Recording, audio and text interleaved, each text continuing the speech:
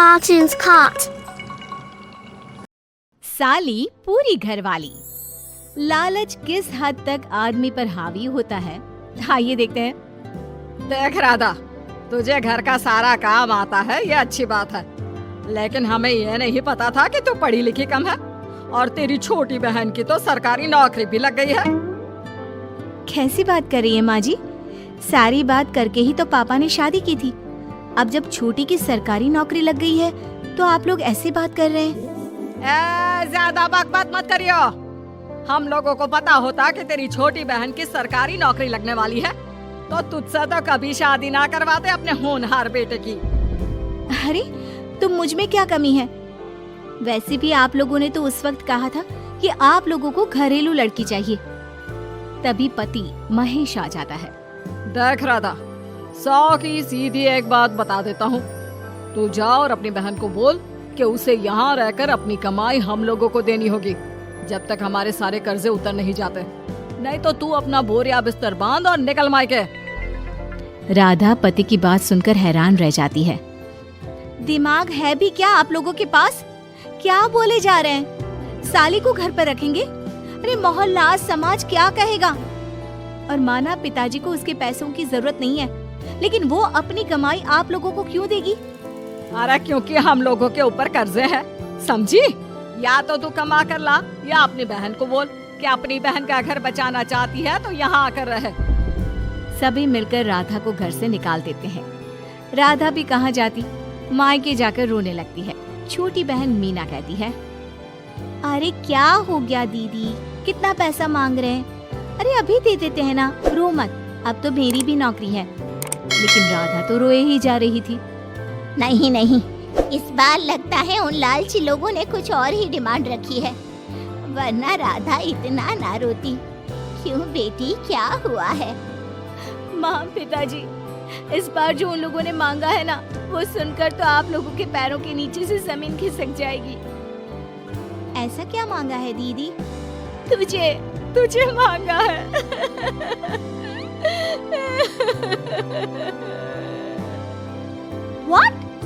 What nonsense? दीदी क्या बोल रही हो? समझ रही हो? हाँ, मेरी सास ये बोलकर भेजी है कि या तो मीना अपनी सारी कमाई उन लोगों को तब तक दे जब तक उन लोगों के कर्जे खत्म नहीं हो जाते, या फिर मैं मायके में जाकर रहूं यहाँ। क्या मजाक बना रखा है? ऐसा होता है क्या कहीं? अरे शादी की है, कोई आलू टमाटर थोड़ी है कि अदला बदली कर लो। छोटी बहन शांत होती है। माँ पिता बड़ी को समझा रहे होते हैं और वो रोए ही जा रही थी। तभी छोटी बोलती है, पापा मैं दीदी के साथ जाऊंगी। क्या पागल है क्या? अरे दुनिया क्या बोलेगी? माँ वो लोग सिर्फ मेरे पैसे चाहते हैं ना। अरे वो तो वो लोग यहाँ से भी ले सकते थे छोटी, फिर वहाँ क्यों बुला रहे हैं तुझे? माँ वो कह रहे थे कि हमें पता होता कि छोटी की सरकारी नौकरी लग जाएगी तो उसी से करवा देते उनके होनहार बेटे की शादी। हाँ, और मैं जैसे उस लपड़गंजू से शादी कर लेती। लपड़गंजू? अगर वो लपड़गंजू है तो मेरी शादी क्यों करवा दी? मैं नहीं जाने वाली वापस। अरे क्योंकि तू बेवकूफ है, तुझे जवाब देना नहीं आता। चल मेरे साथ। उन लोगों को लगता है ना साली पूरी घरवाली, तो अब देखिए साली का जलवा। और शादीशुदा बेटी को पिता भी कितना घर बिठाते। उसके ससुराल जाते हैं दोनों बेटियों के साथ। आइए आइए, ले आए अपने कमाओ बेटी, ये अच्छा किया। समझदार आदमी की पहचान यही तो होती है। मुझसे बात करिए ना, मैं रहने आ रही हूँ इस घर में, तो मेरी कुछ शर्तें रहेंगी। अरे वाह जी वाह, बहन के ससुराल में भी शर्तें? अरे और क्या, आप लोगों को मेरे पैसे चाहिए, दीदी घर का काम करेगी, इतना सब मिल रहा है। वैसे आप तो जानती हैं, बाजार में बिना शर्तों के तो एक पॉलिसी भी नहीं मिलती है। बात तो ये सही बोल रही है, सरकारी नौकरी वाली लड़कियां ऐसा नहीं मिलती। हाँ हाँ ठीक है, अच्छा बोलो छोटी बहू, क्या शर्तें हैं तुम्हारी? मैं कोई काम नहीं करूंगी। कैसी बात कर रही हो छोटी बहू, तुम नौकरी करोगी? अरे लाखों कमाओगी कि घर का काम करोगी? घर के कामों के लिए है ना ये बड़ी। दूसरी शर्त, मुझसे कोई बदतमीजी से या ऊंची आवाज में बात नहीं करेगा। अरे कैसी बात कर रही हो तुम तो ख्वाबों की रानी हो। शट अप जीजा जी, साली से मजाक करना अलग बात है, लेकिन याद रहे साली बहन होती है बीवी की, और बीवी की बहन यानी आपकी बहन। माँ ये क्या बोल रही है? बहन। अरे ना बेटा, मैं हूँ ना, बात करती हूँ ना, रो मत बच्चा, रो मत।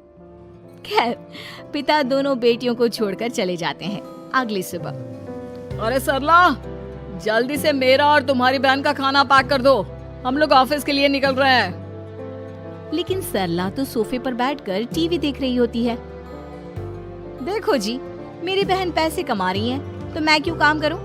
याद है ना मम्मी जी क्या बोलती थी कि मेरा बेटा पैसा कमा रहा है, तब सारा काम मैं करती थी।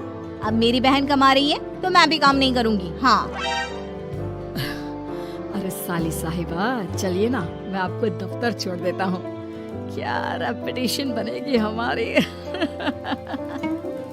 हाँ हाँ जीजा जी चलिए, आज आपकी ये इच्छा भी पूरी कर देते हैं। छोटी के ऑफिस में, अरे ये कौन है? तेरे जीजा जी है ना? ये कैसे तुझे छोड़ने आ गए? अरे वो अब ना मेरे पास ही रहती है। सभी एक दूसरे की तरफ देखने लग जाते हैं। हाँ वो क्या है ना, दीदी तो पता है घरेलू महिला है, जीजा जी के कर्जे ज्यादा हैं और पढ़े लिखे इतने हैं नहीं कि कुछ अच्छी कमाई कर पाए, तो मेरी कमाई रखते हैं। बस जैसे ही इन लोगों का कर्जा खत्म हो जाएगा, मैं अपने घर चली जाऊंगी। पास खड़े जीजा जी का मुंह बन जाता है। घर आकर, छोटी, तुम ये क्या बकवास कर रही थी? ये सबको बताने की क्या जरूरत थी? अरे जीजा जी, आप खुलेआम सबको ये कहे कि साली आजकल मेरे साथ रहती है, तो लोग क्या सोचेंगे आप जानते हैं ना। अरे उससे कुछ मत बोलना बेटा, चल मेरे साथ, तुझे ना बाजार का डोसा खिलाती हूँ। चल चल चल। हाँ दीदी तैयार हो जाओ, डोसा खिला रही हैं आंटी जी। तीनों जा रही होती है कि पास मोहल्ले की कुछ औरतें वहाँ पर जमा रहती है।